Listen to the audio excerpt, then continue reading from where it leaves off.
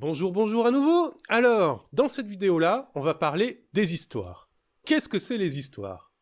Eh bien, l'idée, c'est de décomposer votre projet en un ensemble d'étapes, de tâches que vous pouvez accomplir facilement.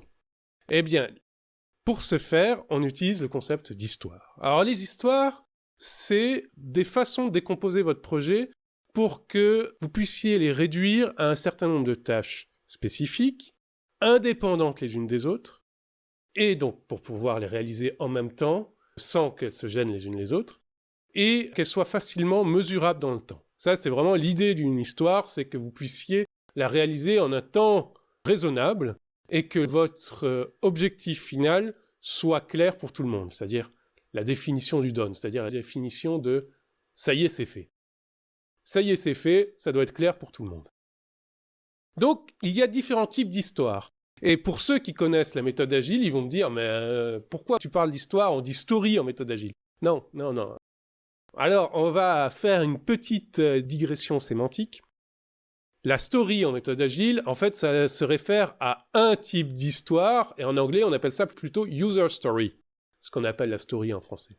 User story, c'est un type d'histoire spécifique, et les stories, les histoires, il y en a plein d'autres qui n'ont pas beaucoup de rapport pour certaines avec la user story.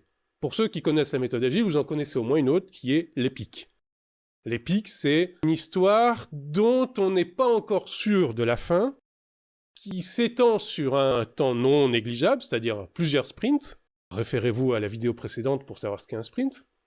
Et donc, une épique, ça a besoin d'être décomposée à nouveau en histoires plus petites, bien mesurables, et dont la définition du « ça y est, c'est fait » est correcte, et comprise par tout le monde.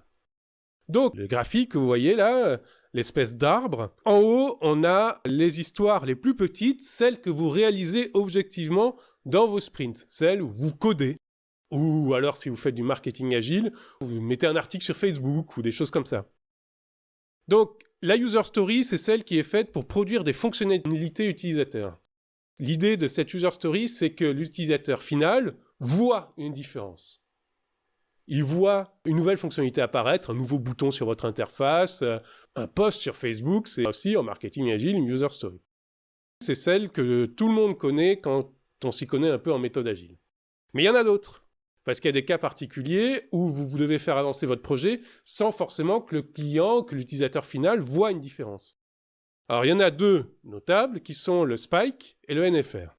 Alors le spike, l'idée du spike, c'est avoir un temps défini dans votre sprint pour les nécessités de recherche. C'est-à-dire que vous vous dites à un moment donné « Ah, je suis pas sûr de tel point », il faut que je passe un peu de temps pour voir s'il y a différentes façons de faire et tout ça, pour pouvoir aboutir à une user story après. Mais ce temps-là, il faut bien le calculer. Et c'est avec le spike qu'on définit ce temps-là.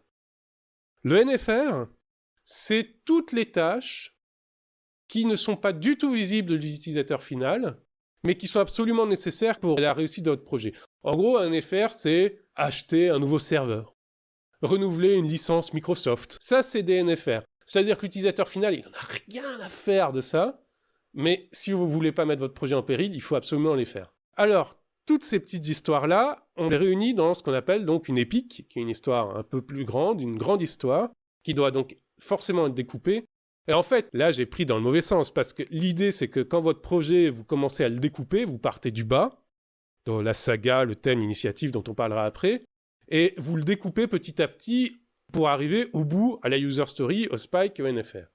Et donc, pour pouvoir découper petit à petit de façon correcte, on a cette notion d'épique au milieu. C'est une grande histoire, c'est-à-dire en gros, une grande ligne de votre projet. Et donc, vous pouvez avoir pour un projet plein d'épiques qui sont en parallèle, qui sont indépendantes les unes des autres, mais comme vous n'arrivez pas encore à les estimer, il faut les décomposer un peu plus en user story, spike et NFR. En dessous des épiques, donc quand vous revenez au début de votre projet et que vous cherchez à le décomposer, suivant qui développe, suivant qui utilise la méthode agile, il y a différents concepts qu'on appelle l'initiative, le thème ou la saga, il y en a d'autres, parce que là, il n'y a pas forcément de formalisation officielle de la méthode agile sur comment définir ces histoires-là et quels sont leurs contenus.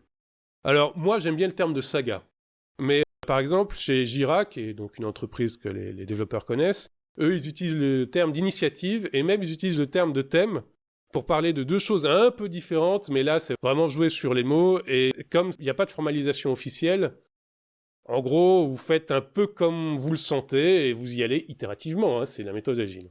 Moi, je vais donc vous parler de la saga, parce que j'aime bien ce terme-là. L'idée de la saga, c'est que c'est la racine du projet. C'est-à-dire qu'en gros, c'est l'histoire qui regroupe toutes les histoires. Votre tête de projet, c'est-à-dire votre idée initiale, et c'est ça que vous décomposez en histoire.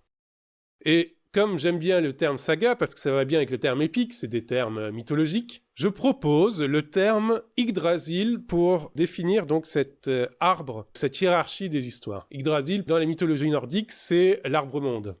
Et donc, comme on a parlé de saga, qui est un terme de mythologie nordique, eh bien, Yggdrasil, voilà, la hiérarchie des histoires, voilà.